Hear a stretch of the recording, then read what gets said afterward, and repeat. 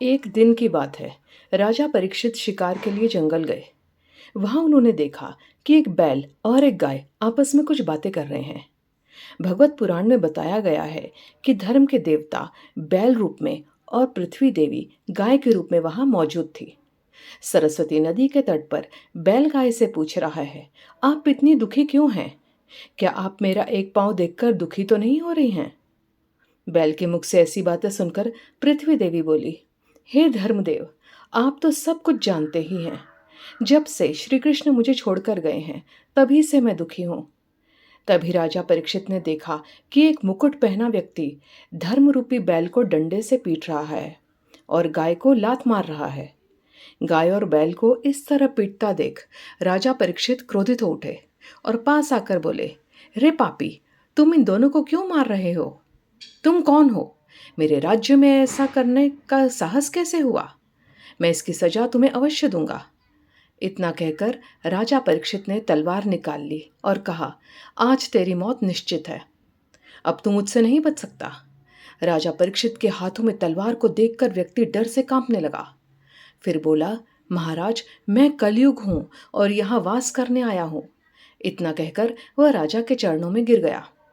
तब राजा परीक्षित ने कहा, तुम अब मेरी शरण में हो, अब मैं तुम्हें नहीं मारूंगा, लेकिन इसी समय मेरे राज्य से निकल जाओ। कलयुग ने कहा, महाराज, पूरी पृथ्वी पर जो आपका ही राज्य है, मैं कहाँ जाऊं? तब राजा परीक्षित ने उसे 4 स्थान रहने को दिए। राजा ने कहा, तुम गंदगी, हिंसा, वैश्यालय और जुए के धन में निवास कर सकते हो। राजा परीक्षित की बातें सुनकर कलयुग ने एक और स्थान रहने को मांगा।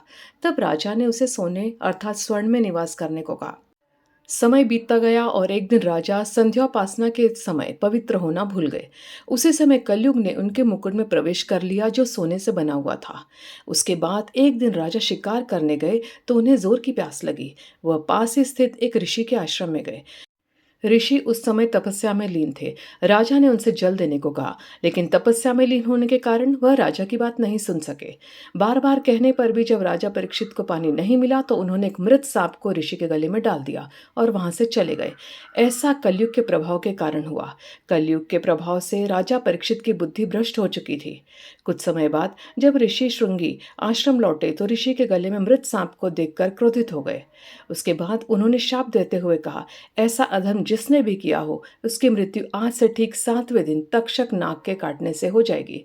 फिर ऐसा ही हुआ। 7वें दिन राजा परीक्षित को तक्षक नाग ने काट लिया और इनकी मृत्यु हो गई। ऐसा माना जाता है कि उसी दिन से कलयुग का आरंभ हो गया। कहानी पसंद आई हो तो चैनल को सब्सक्राइब कर लीजिए, क्योंकि इसी तरह की शिक्षाप्रद कहानियां हमारे चैनल पर आती हैं। आपको कहानी कैसी लगी कमेंट में ज़रूर बताइएगा। धन्यवाद।